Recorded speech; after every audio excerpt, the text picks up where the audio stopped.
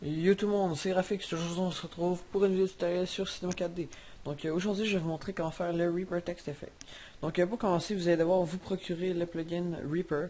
Donc le lien sera dans la description. Et le plugin s'installe comme tous les autres plugins pour Cinema 4D. Donc vous faites juste glisser le fichier dans le dossier plugin. Ensuite une fois que vous l'avez installé, tout va se passer sur Cinema 4D. Donc pour commencer vous allez créer un mot texte. Vous allez écrire ce que vous voulez. Donc moi je vais écrire tuto. Je vais ajouter la profondeur à 90. Et je vais mettre une police. Donc je vais utiliser gang Wolfic. Comme ça. Et je vais vraiment grossir mon texte. Une fois que ça c'est fait, vous allez dupliquer votre texte. Et vous allez faire C dessus. Ensuite vous allez tout dérouler. Et dans le fond vous allez devoir compter le nombre de lettres. Donc moi pour tuto il y a 4 lettres. Alors, je vais aller dans module externe, Reaper X, et vous allez dupliquer pour qu'il y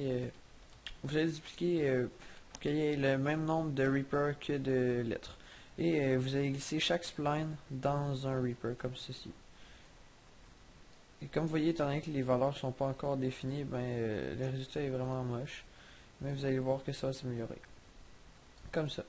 Et donc, une fois que vous avez tout fait, vous pouvez supprimer le mot texte qui est rendu sans spline. Et vous pouvez tout refermer le tout pour les Reapers. Donc vous sélectionnez tous les Reapers et dans le fond vous allez aller ici dans vos paramètres. Je vous conseille de mettre 75 ici.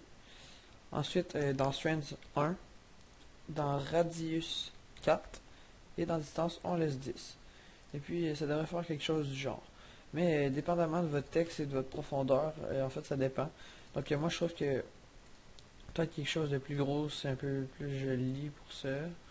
Donc par exemple quelque chose du genre. Alors comme vous voyez, vous avez votre Reaper Text Effect. Et ce qui peut être bien, c'est de d'agencer deux textures. Donc ensuite vous pouvez appliquer des textures sur chaque Reaper, des textures différentes aussi.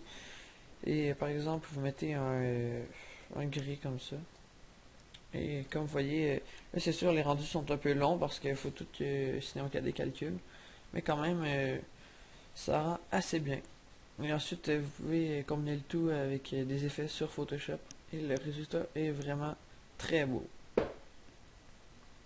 Donc comme vous voyez, c'est assez simple à faire. Et puis, vous voyez, le résultat est très joli. Alors, je vais arrêter ça. Et puis, si vous voulez que le tout soit un peu plus propre, parce que là, c'est vraiment étalé un peu partout, vous sélectionnez tout vos Reaper et faites Alt G sur Windows. Sur Mac, je sais vraiment pas. Donc là, vous allez rien qu'avoir un objet pour toutes les Reapers et ça va juste aller mieux. Donc j'espère que cette vidéo vous a plu. Si c'est le cas, n'hésitez pas à laisser un petit j'aime, ça fait toujours plaisir. Si vous avez des questions ou des commentaires, vous savez où les faire. Et si vous voulez plus de vidéos du genre, bien abonnez-vous. Donc c'est Graphique, si vous dites ciao.